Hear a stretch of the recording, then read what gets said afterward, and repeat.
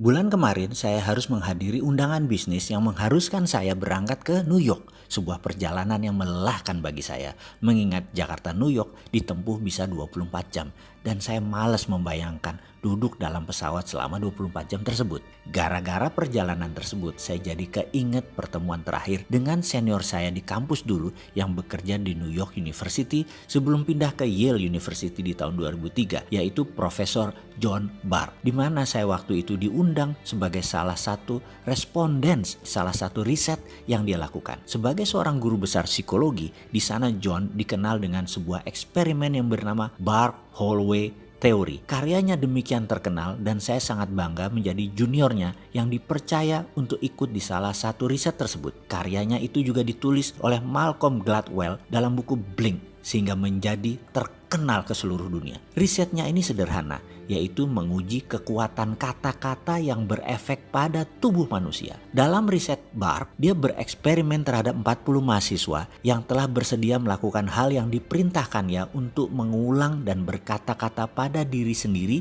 selama 30 hari. Atau kalau disederhanakan, disuruh melakukan self talk, bicara dengan diri sendiri selama 30 hari. Ke-40 mahasiswa dibagi dua kelompok, kelompok A dan kelompok B.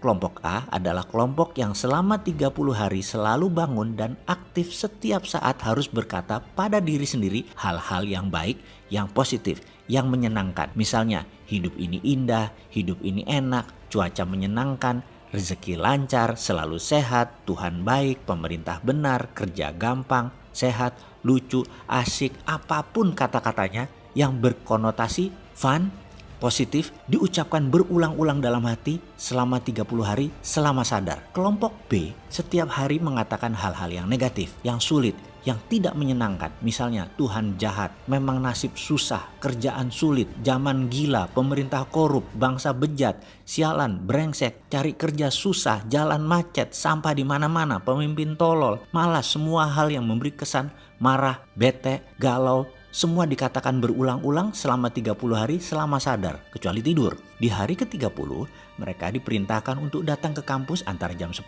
sampai jam 13. Sepanjang hallway atau koridor disiapkan kamera yang banyak karena ada 100 respondents dari beragam latar belakang hadir untuk menilai. Kita melihat via monitor, via kaca cermin yang semua tidak diketahui oleh peserta. Saya termasuk di antara 100 koresponden tersebut. Kami tidak tahu mana yang dari kelompok A, mana yang dari kelompok B. Kami hanya dikasih kertas, ada gambar foto peserta, beserta nama. Di sana ada dua kolom, A dan B. Kita hanya disuruh melihat gerakan mereka dan menulis apa perasaan kita pada saat itu.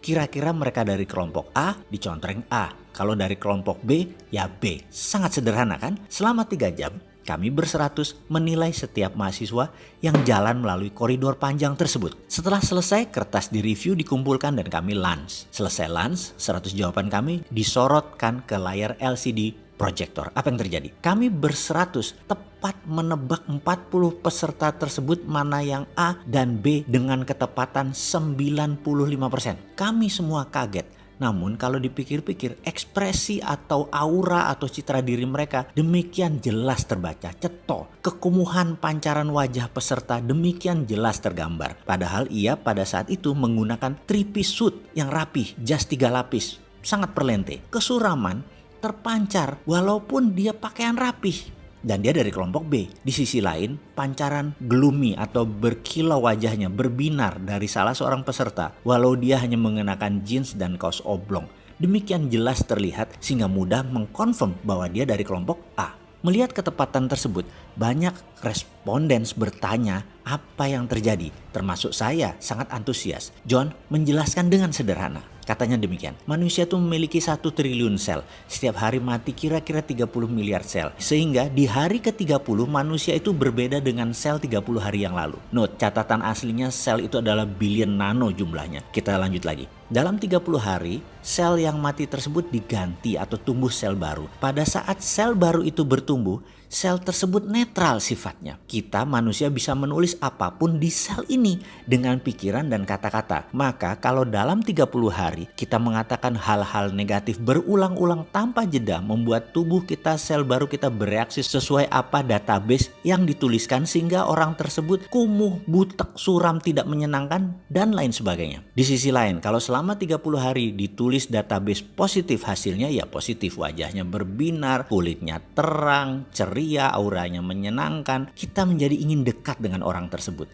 Demikian John menceritakan versi simpelnya. Lalu dalam hati saya berkata, inilah pelajaran yang saya dapat di Australia dulu, yang saya rangkum dalam video Sadar Kaya Advance. Dan inilah inti ajaran agama yang mengajarkan ini dalam agama saya, agama Islam. Berzikir, mengingat Tuhan, bahkan di bulan Ramadan. Kalau benar-benar 30 hari melakukan subconscious reprogramming seperti ini, semua orang bisa menjadi fitri, menjadi manusia baru setelahnya. Dan setiap agama punya pelajaran tentang hal ini. Bahkan di Islam lebih jelas lagi. Namun saya selaku pribadi nggak ngerti sainsnya sampai John Barth mengurai dari sisi ilmu pengetahuan seperti ini. Ya, dasar manusia seperti saya yang memang keminter, sok pinter. Apa-apa harus logika masuk dulu baru percaya. Padahal mbok percaya aja sama ajaran para nabi dan kekasih Allah. Selesai semua masalah negatif di dunia ini.